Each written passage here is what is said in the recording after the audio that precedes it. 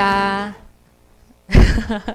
우리가 3일 만에 4일 만에 만났네요. 그쵸? 그 사이에 좀 특별한 일들이 있으셨던 분도 계실 거고 또 평범한 일상을 비슷하게 사시다가 아마 모이신 분도 계실 것 같아요. 오늘 말씀 가운데 하나님이 우리 모든 사람들에게 어린이부터 어른에 이르기까지 필요한 말씀으로 말씀해 주시기를 기대하면서 들었으면 좋겠습니다. 오늘 한 가지를 우리가 상상하면서 말씀 먼저 들으려고 해요. 예수님이 나오시는 어떤 장면, 예를 들어서 드라마, 영화 이런 것을 한번 상상해 보세요.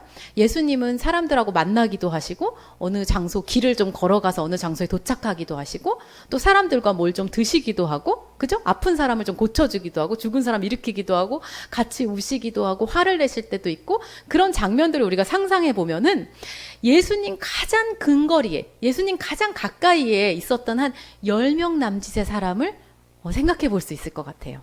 예수님 가장 가까이에 있었던 이 한 10명 남짓의 사람들을 제자라고 부릅니다. 이 제자들이 12명인데요. 이 12명은 역사상 예수님하고 가장 딱 붙어서 예수님께 배웠던 사람들이에요. 그러니까 우리는 말씀을 들을 때 이 글자로 듣고 있고 혹은 아주 쉬운 성경으로 아주 우리말 성경으로 현대인의 성경으로 읽어도 그 말이 쉽지만 우리가 현대에 사용하는 말을 쓰고 있지만 그래도 우리가 글자로 읽고 있잖아요. 그런데 이 12제자는요. 예수님의 목소리를 진짜로 들었어요. 예수님이 좀 목소리가 허스키 하셨는지 아니면 좀 미성이셨는지 우리는 죽었다 깨나도 알 수가 없어요. 그런데 이 12명은 알고 있었어요. 또 예수님이 성경에 어떤 구절을 말씀하실 때에 좀 이렇게 미간을 찌푸리면서 말씀하셨는지 아니면 웃으면서 말씀하셨는지 우리는 추측할 뿐이지만 이 12명은 눈으로 직접 보았어요. 아, 그때 예수님은 조금 인상을 쓰면서 얘기하셨어. 그때 예수님은 조금 헛기침을 하면서 얘기하셨어. 이렇게 정확하게 기억하고 알고 있는 사람들이 12제자였어요. 그래서 그 중에 몇몇은요. 그 내용을 또 기록을 합니다. 기록을 해서 우리가 가진 성경에서 아주 가운데 핵심이 되는 복음서라는 부분을 남겨서 우리가 예수님에 대한 이야기를 알게 해주었어요. 그럼 이 12명의 제자들은 중요한 사람이에요? 그냥 그런 사람들이에요? 너무 중요한 사람들이죠. 또 예수님께서 하늘로 들려 올라가신 이후에 이 사람들이 도시와 도시의 경계를 넘습니다. 이 사람들이 나라와 나라의 경계를 넘어요. 그래서 이 제자들이 나라를 넘어 도시를 넘어가지고 돌아다니면서 예수님 이야기를 하고 다니기 시작해요. 예수님 이야기를 알려주기 시작합니다. 그래서 그 걸음들이 닿는 곳마다 믿는 사람들이 생겨나고 그 믿는 사람들이 몇몇씩 모여서 교회가 생기고요. 그렇게 해서 시간적으로도 멀리 공간적으로도 먼 여기 그죠? 2020년에 여기 참교회까지 우리가 예수님 이야기를 지금 하고 있잖아요. 이렇게 예수님이 전해지는 데에 첫 단추가 되고 첫 걸음이 된 사람들이 바로 이 12제자들이에요. 중요한 사람들이에요? 그냥 그런 사람들이에요? 너무 중요한 사람들이죠. 또 예수님께서 믿는 사람은 이렇게 살아야 된다라는 말씀을 성경의 여러 구절에서 하시잖아요. 그런데 예수님이 여러 구절에서 말씀으로 말씀 들려주시는 것을 아마 이스라엘 사람들 또 그 지방에 살던 유대인들이 들었을 거예요. 근데 구체적으로 그렇게 살아서 바뀐 사람이 누구냐면 또 이 제자들이에요. 그래서 사람들이 예수님의 음성으로 들었지만 눈으로 본 것이 더 오래 기억이 남잖아요. 아, 베드로가 그렇지. 베드로가 옛날에 비포는 이렇게 살았는데 애프터는 이렇게 바뀐 거. 아, 예수 믿는 사람은 하여간 베드로처럼 된다는 얘기구나. 이렇게 눈으로 보고 아, 예수 믿는 건 저것이구나. 이해하게 만들어주는 모델이고 본이고 모범이었어요. 그러니까 이 사람들은 진짜 중요한 사람들이에요. 우리도 예수님 믿는 제자들 하면은 몇몇 이름이 생각나잖아요. 베드로, 요한, 마태. 우리도 예수님 믿는 사람은 하여튼간 베드로처럼 된다는 거구나. 마태처럼 바뀐다는 거구나. 이렇게 이해하고 있으니까 우리에게도 이 12제자는 중요한 사람들이고 당시 이스라엘 사람들에게도 예수님을 이해할 때 굉장히 중요한 사람들이었어요. 그렇지만 누구보다도 예수님한테 제일 중요한 사람들이었어요. 이 제자들을 어떤 사람을 뽑는가는 예수님한테 가장 중요하고 제일 중요한 일이었어요. 왜냐하면 예수님이 하신 말씀들을 직접 소리가 되어서 전하고 다닐 사람들이었고 직접 자기 인생과 모습으로 보여주고 다닐 사람들이 바로 이 제자들이었어요. 그래서 예수님이 아주 이 제자들을 잘 뽑는 일이 너무너무 중요했어요. 예수님 당시에 스승과 제자 관계는 어떻게 형성이 되냐면 이 스승들이 시장이나 아니면 어떤 사람들이 모이는 곳에 가서 가르침을 막 전파합니다. 철학자들이, 인문학자들이 가르침을 전파해요. 그럼 그 듣던 사람 중에 저 스승의 가르침 참 멋있다. 따라가고 싶다. 더 알고 싶다 하는 사람은 다음 날도 오고 그 다음 날도 와서 그 스승 인근에 서가지고 말씀을 듣고 배우면서 그렇게 제자가 되는 거예요. 스승은 가르치고 제자가 스승을 따라오는 것이 당시에 당연한 분위기였어요. 그런데 예수님은 두 가지 점에서 당시의 스승과 제자 관계랑은 좀 달랐어요.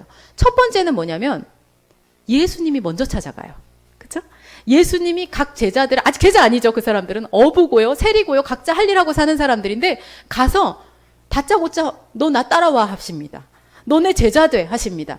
예수님이 스승이 먼저 제자 찾아가가지고 부른다는 거 조금 채통이 조금 떨어지는 일같이 느껴지는데 그렇게 하신 것이 당시 스승 제자 관계랑은 조금 다른 첫 번째 특징이었어요. 두 번째는 뭐냐면 아까 제가 살짝 힌트를 드렸는데 다른 스승이나 제자들은 아침에 와서 배우고 저녁에는 가는 거예요. 그죠? 또 아침에 와서 배우고 저녁엔 가는 거예요. 예수님 어떻게 하세요? 네, 같이 먹고 자요. 그러니까 예수님은 숨기지 않고 다 보여준 거예요, 제자들한테. 내가 자는 모습, 코 고는 모습, 밥 쩝쩝 먹는 모습, 우는 모습, 슬퍼하는 모습, 본인이 가진 모든 모습을 제자들한테 다 보여주실 만큼 오픈하셨어요. 그리고 먼저 가서 뽑으셨어요. 그만큼 이 제자 뽑는 게 너무 신중하고요, 계획적으로 뽑고요. 그 12명을 대충 여기서 3명, 이 동네에서 4명 이렇게 한 게 아니라 한 사람 한 사람을 의미 담아서 예수님께서 뽑으셨어요. 근데 여러분 기가 막힌 반전이 뭐냐면 그렇게 해서 신중하게 계획적으로 의미를 둬서 뽑은 사람들이 누구였냐면요. 글자를 못 읽는 어부가 몇 명이나 뽑혔어요. 그리고 우리나라의 세금을 걷어다가 딴 나라에 몰래 갖다가 주면서 중간에서 얼마씩 빼먹고 사는 그런 매국노도 뽑혔어요. 그러니까 그렇게 신중하고 의미 있게 계획적으로 뽑았는데 조금 이상한 사람들이 뽑혔어요. 자, 왜 이렇게 뽑혔을까요? 왜냐면요. 예수님이 제자들 뽑을 때는요. 하나님이 굉장히 좋아하시는 공식을 따라서 뽑으셨기 때문이에요. 여러분 공식이라는 말이 나왔는데 공식이 뭐예요? 여러분 삼각형 넓이 구하는 공식 뭐예요? 아 지금 어떡하지? 지금 많은 분들이 지금 이렇게 하고 계신데 자, 네 맞아요. 삼각형 넓이 구하는 공식은 거의 지금 맞추셨거든요. 가로 곱하기 세로 하면 사각형이에요. 뭐 해야 돼? 2분의 1 해야 됩니다. 그래서 가로 곱하기 세로 곱하기 2분의 1 하면은 삼각형 넓이 구하는 공식이에요. 더 쉽게 그냥 우리 구구단으로 갑시다. 2, 2는 4잖아요. 근데 2, 2는 4가 어제랑 오늘 바뀌어요? 시간의 흐름에 따라 바뀝니까? 안 바뀌어요. 공식은 안 바뀌는 거예요. 자, 오늘 제가 여기서 2 곱하기 2는 4 나왔어요. 그럼 내일 제가 비행기 타고 프랑스 가서 거기서 2 곱하기 2 하면 5 나와요? 아니요. 공식은 장소도 상관없고 시간도 상관없이 변함없이 항상 그렇게 되는 게 원칙이고 공식이에요. 하나님이 굉장히 좋아하시는 사람 뽑는 공식이 있어요. 예수님이 그 공식 따라서 제자 12명 뽑았더니 그 못난이 12명 뽑혀버린 거예요.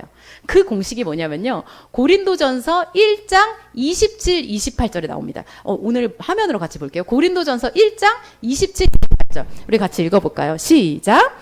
그러나 하나님께서 세상에 미련한 것들을 택하사 지혜 있는 자들을 부끄럽게 하려 하시고 세상에 약한 것들을 택하사 강한 것들을 부끄럽게 하려 하시며 하나님께서 세상에 천한 것들과 멸시받는 것들과 없는 것들을 택하사 있는 것들을 패하려 하시나니. 아멘이죠. 자, 이 공식이 하나님이 되게 좋아하시는 공식이고요. 구약을 지나서 신약에서도 언제나 이렇게 사람 뽑으시고요. 어느 세상 역사에도 하나님이 사람 쓰실 때는 딱 이 공식으로 봅니다. 뭡니까? 지혜 있는 사람, 강한 사람, 있다고 자기가 생각하는 사람. 더 정확하게 내가 강하다고 생각하는 사람, 내가 지혜롭다고 잘났다고 생각하는 사람, 내가 의롭다고 생각하는 사람들을 부끄럽게 하시려고 그 목적으로 어떤 사람 뽑냐면은 비천한 사람, 미련한 사람, 사람들이 욕하는 사람, 불쌍한 사람. 여기서 저는 제일 은혜가 되는 게 없는 것들이에요. 없는 것들. 뭐가 없는지 목적어가 안 나와 있는데 되게 와닿죠? 우리가 없으니까. 나를 봐도 없고 우리 교회를 봐도 없고, 그죠? 우리는 다 없는 것들이잖아요. 없는 것들을 택하사 있는 것들은 누군지 모르겠는데 우리 생각이 약간 지금 누구 떠오르는 사람 있어요? 있는 것들을 부끄럽게 하시라고. 하여튼 내가 뽑혔다. 없는 것들. 저는 이 부분이 너무 좋거든요.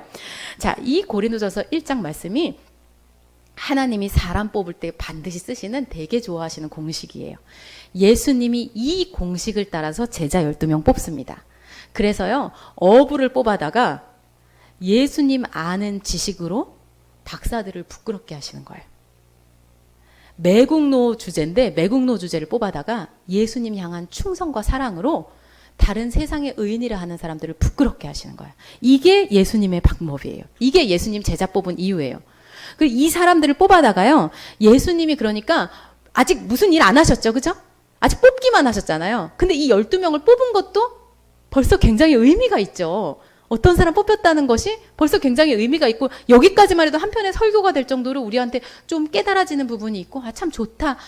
이런 거구나 라는 좀 깨달음이 있잖아요. 이렇게 아직 예수님께서 제자들 12명과 무슨 일을 하시기 전에 굉장한 일을 하시기 전부터 의미를 담고 한 사람 한 사람을 신중하게 아주 중요하게 뽑으셨어요. 그리고 그 사람들이랑 뭐 하실 거냐면 굉장한 일도 하실 거예요. 이제.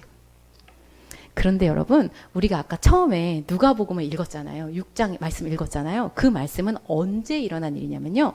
그러니까 내일부터 그 12명을 뽑을 거예요. 오늘은 그 뽑기 바로 전날 밤이에요, 지금.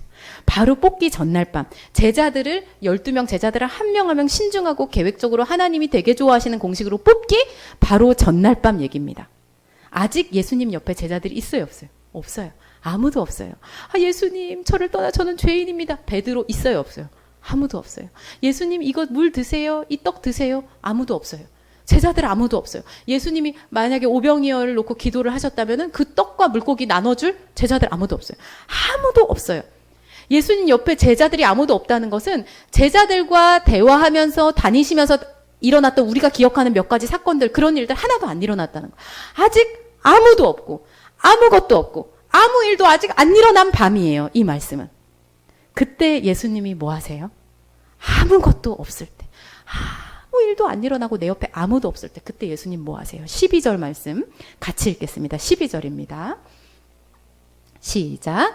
이때 예수께서 기도하시러 산으로 가사 밤이 새도록 하나님께 기도하시고, 여러분 아직 아무것도 없고요. 아무도 없고 아무 일도 안 일어난 이때 예수님께서 뭐 하세요? 기도하세요. 우리도 마찬가지입니다. 지금 내 상황이 혹은 아무도 없을 수 있고요. 아무것도 내 손에 쥔 게 없고요. 내 일상 가운데 아무 일도 안 일어났을 수 있어요. 지금 나는 가진 것이 아무것도 없을 수 있어요. 그럴 때에 아무것도 안 하게 되는 것이 사람의 본성입니다. 무슨 사람이 있어야 뭘 하지? 무슨 사건이 이벤트가 내 인생에 좀 일어나야 뭐를 하지? 나는 어제나 오늘이랑 똑같이 그냥 평범하고 아무 일 없고 무료한데, 그러니까 나는 계속 아무것도 안 해야지. 이것이 사람의 본성이에요. 그런데 오늘 보니까, 철저히 오늘 본문에서 보니까 아무것도 없고 아무 일도 안 일어났을 때, 아직 제자들 뽑기 전날 밤에 예수님 기도하세요. 자, 왜일까요? 여러분은 어떻게 하다가 주변에 이렇게 아무도 없게 되셨어요? 여러분은 어떻게 하다 이렇게 손에 아무것도 안 쥐게 되셨어요? 여러분은 어떻게 하다가 이렇게 주일에 만났는데 월, 화, 수 그렇게 아무 일도 없다가 이렇게 목요일에 모이셨어요? 자기가 잘못해서 그런 경우도 있을 거예요. 좀 운이 나빠서 그런 분도 있을 거예요. 부모한테 워낙 물려받은 게 없어서 그런 분도 있을 거예요. 자녀가 워낙 다 뽑아먹어서 그런 분도 있을 거예요. 그냥 하여간에 내 잘못이든 남의 잘못이든 뭐가 하여튼 일이 틀어져가지고 그런 분도 있을 거예요. 그럼에도 불구하고 분명한 것은 여러분을 0점 상태에, 제로 상태에 놓으신 분은 하나님이라는 거예요. 이 상황에 부르신 분은 하나님이세요. 더 나아가서 이 상황조차도 그냥 우연히 이렇게 된 거 아니야? 재수 없어서 이렇게 된 거 아니야? 그냥 운 따라서 된 거 아니야? 아니, 하나님의 철저한 계획 속에 이 상황이 일어난 거예요. 왜? 이 제로 베이스, 0점 베이스에서 하나님이 이제 다시 시작하고 싶으시기 때문이에요. 예수님이 제자들을 부르기 전날 밤에 하나님께 기도하신 이유는 그때부터 하나님과 다시 시작하시기 위해서예요. 혼자 다니실 때와는 달라지는 거예요. 12명의 제자와 다니시는 이 새로운 1막이 끝나고 2막이 시작하려는 그 순간이 오늘 밤이에요. 예수님도 이 시간에 기도하셨어요. 우리도 아무도 없고 아무것도 없고 아무 일도 없는 오늘 이 순간에 우리가 기도할 때입니다. 왜? 하나님이 우리를 이 자리에 놓으셨어요. 이제 하나님께 들어야 되고 우리가 하나님께 말씀해야 될 때예요. 여러분, 예수님이 이때 기도했다는 게 얼마나 기가 막힌 거냐면요. 여러분, 기도할 때는 목소리가 문제가 아니라 배경음악이 문제가 아니라 기도할 내용이 있어야 될 거 아니에요. 예수님이 무슨 내용으로 기도했을까? 제자들이 한 명도 없는데, 이름도 물론 아셨겠지만 이름도 지금 누구를 읊기도 애매한데, 제자들이 아무도 없을 때 예수님은 제자들이 있는 것처럼 가슴에 안고 기도하셨어요. 제자들이 아무도, 예수님이 막 가르치고 아직 한마디도 안 가르쳤어요. 예수님이 가르치고 예수님께 질문하고 서로 문답하는 얘기가 아직 한마디도 진행되지 않았을 때 예수님이 제자들을 있는 것처럼 가슴에 안고 기도하셨어요. 밤새도록. 예수님의 제자들이 제가 아까 먼 곳으로 도시와 도시의 경계를 넘어 나라와 나라의 경계를 넘어 시간을 넘어 다니다가 우리에게까지 예수님 얘기가 왔다고 했는데 이 도착하는 여정에 한 걸음도 아직 아무 제자 뽑히지도 않았으니까 아무 제자도 세상으로 나가서 예수님 전하는 일 없었어요. 그런데 제자들이 그렇게 할 것을 놓고 가슴에 안고 먼저 예수님 기도하셨어요. 자, 아직 아무도 없고 아무것도 없고 아무 일도 안 일어났을 때 우리는 그러면 뭐 하고 있어요? 우리는 뭐 하고 있어요? 우리가 이렇게 생각하고 있지 않아요? 솔직하게. 아니, 내가 무슨 학교에 가든 무슨 직장에 가든 후보군이라도 있어야 기도하는 거 아닙니까? 아니, 제가 약사가 될지 의사가 될지, 두 개 다 너무 듣기가 좋죠. 약사가 될지 의사가 될지 후보군이라도 있어야 하나님 제가 약사가 되는 게 낫습니까? 의사가 되는 게 낫습니까? 아니면 어떤 일을 하면은 좀 제가 뽑힐 가능성이 있습니까? 뭐, 내용이 있어야 기도할 거 아니야? 우리는 이렇게 생각합니다. 그래서 어디까지 가냐면 하여튼 그 내용이 생기면 그때 내가 기도하겠습니다까지 가요. 학교도 마찬가지죠. 아니, 내가 아직 수능을 안 봤는데, 내가 국가고시를 안 봤는데, 내가 아직 시험 일정도 모르는데, 내가 어느 학교를 갈지 내가 어떻게 놓고, 내용이 있어야 기도하는 게 말이 되는 거 아닙니까? 자, 결혼을 놓고 기도할 때, 혹은 내가 좀 어떤 사업 관계를 위해서 어떤 사람을 만나야 될 때도 이렇게 생각하기 쉬워요. 아니, 누가 있어야 기도를 하지. 하나님 어떻게 제가 허공에 놓고 기도를 합니까? 어떤 형제가 어떤 자매가 있어야 하나님 그러니까 이 사람이랑 기도하는 게 맞습니까? 아니면 두 명일 수도 있죠? 제가 A랑 결혼하는 게 맞습니까? B랑 뭔 내용이 있어야 기도하는 거 아닌가? 그러니까 어디로 가냐면 그 사람이 생기면 그때부터 기도해야 되겠다. 자, 아기에 대해서도 마찬가지. 저도 아기를 둘이나 가지면서 항상 참 잘하지 못했었던 게 기도인데 아기가 생기기 전에 기도가 안 돼요. 내 뱃속에 아기가 임신이 돼야 이게 아들인지 딸인지 아니면 하나님을 위해서 내가 뭐 어떤 사람으로 키우겠습니다. 뭐 기도하는 내용이 생길 텐데 뭐 아기가 없는데 뭘 어떻게 기도를 해. 뭐가 있어야 눈에 보여야 그때 기도하는 게 말이 되는 거 아닌가? 그래서 실천은 어디로 가요? 하여튼 내가 그렇게 되면 기도하겠습니다. 사람이 생기면 상황이 생기면 후보군이라도 생기면 그때 기도해야 되겠다. 이렇게 마음 먹는 게 우리 자신의 모습이에요. 여러분 아직 아무도 없고 아직 아무것도 없고 아직 아무 일도 안 일어났을 때 그때 우리마저도 아무것도 안 하면요 정말로 아무 일도 계속 안 일어나는 것이 인생입니다. 여러분이 그 제로 베이스에 있을 때 0점에서 있을 때 아무 일도 없을 때 아무도 내 옆에 없을 때 그때 똑같을 때 예수님은 밤이 새도록 기도하셨어요. 여러분 밤이 새도록 기도한다는 것은 짧게 했다는 거예요? 길게 했다는 거예요? 기도를 오래 했다는 건데 오래 하려면 내용이 있어야 돼요. 자, 무슨 내용으로 기도하셨을까요? 철저하게 오늘 본문에서만 보면요. 이 기도 내용에 대한 힌트가 딱 한마디 나옵니다. 그게 뭐냐면 13절에 하나님께 기도하시고 하나님께 기도하시고 자 이렇게 생각하실 수 있어요. 하나님께 깨라는 건 방향 아닌가? 기도의 방향이 하나님께 했다는 거 아니야? 뭐 다른 신이 아니라 다른 사람이 아니라 하나님께 했다는 기도의 방향 아닐까? 이렇게 생각할 수 있어요. 기도의 대상이 하나님께라는 말 아닐까? 그러니까 다른 신한테 빌었다는 게 아니라 하나님이라는 여호와 하나님이라는 신한테 빌었다는 그 말 아닐까? 자 이거 더 나가야 됩니다. 하나님께 기도했다는 것은 기도의 대상, 기도의 방향만 하나님께가 아니라 기도의 내용마저도 하나님께 기도했다는 거예요. 아무것도 없고 아무 일도 안 일어났을 때 하나님을 기도한 것이에요. 아무것도 없으니까 하나님 시작해 주옵소서. 충분한 내용입니다. 아무것도 없고 아무도 없으니까 하나님이 시작해 주옵소서. 아무 일도 안 일어나니까 하나님이 일을 시작해 주옵소서. 내 인상에 아무도 없고 아무것도 없고 아무 일도 안 일어나는 지금 하나님이 시작해 주옵소서. 이것이 바로 하나님께가 내용이 되는 것이에요. 하나님의 뜻에 맞는 방향으로 내가 첫걸음도 안 뛰었지만 첫걸음을 그렇게 뛰게 하여 주옵소서. 하나님이 기뻐하시는 방향으로 아직 아무 일도 없지만 첫 단추를 끼게 하여 주옵소서. 이것이 하나님께 기도하는 거예요. 아직 제자들이 한 사람도 없는데 만나지도 않았는데 가슴에 안고 기도하신 예수님 뭐라 기도하셨을까요? 하나님 뜻에 아주 맞는 12명 한 사람 한 사람을 내가 부르게 하여 주옵소서. 우리도 마찬가지. 아직 후보군도 없는 직장, 아직 후보군도 없는 직업, 아직 뭐 대상자도 없는 결혼할 사람, 아이, 어떤 이유, 내 사업 파트너 마찬가지예요. 내가 아직 만나지 않은 선생, 내가 만나지 않은 제자, 내가 아직 아무 일도 안 일어났지만 있는 것처럼 벌써 내가 안고 기도하는 것. 이것이 하나님께 기도하는 거예요. 여러분, 이렇게 아무것도 없는데, 아무것도 안 보이는데 보이는 것처럼 기도하는 사람은 반드시 보게 됩니다. 뭘 보게 되냐면 아무것도 없는 이곳에서 일어날 놀라운 소망을 먼저 보게 되는 것이에요. 예수님은 이 밤에 기도하실 때에 이 산속이고요, 어둡고요, 아무것도 안 보이고 내 옆에 도와주러 온 사람 아무도 없습니다. 거기서 기도하실 때요, 이미 수천 년 뒤에 여기까지, 이미 수백 수천 킬로 넘어 여기까지 그 제자들로 인하여, 그 제자들이 시작이 돼요. 그 제자들이 첫 불꽃이 되어 일어날 일들을 소망으로 바라보고 기도하셨을 거예요. 우리도 마찬가지예요. 아직 아무것도 없으니까, 아직 아무도 없으니까, 아직 아무 일도 안 일어났으니까 아무것도 안 하는 게 아니라 그때에 하나님께가 기도의 내용이 되어가지고 하나님이 시작하옵소서, 하나님이 시작하옵소서, 하나님이 보내시고 하나님이 이루시고 하나님의 뜻에 맞는 일들이 지금부터 일어나게 하여 주옵소서 기도할 때에 분명히 아무것도 없었고 아무도 없었는데 소망을 보게 되는 것이에요. 아무것도 없던 내 인생에 뭐가 시작되는 소망을 보게 되는 것이에요. 이것은요, 아무 일도 안 일어날 때부터 하나님께 기도하던 사람만 보게 되는 소망입니다. 그리고 예수님이 기도를 마치고 산에서 내려오시는데요, 그 소망이 예수님의 눈앞에 펼쳐지는 것이 17절에 나타납니다.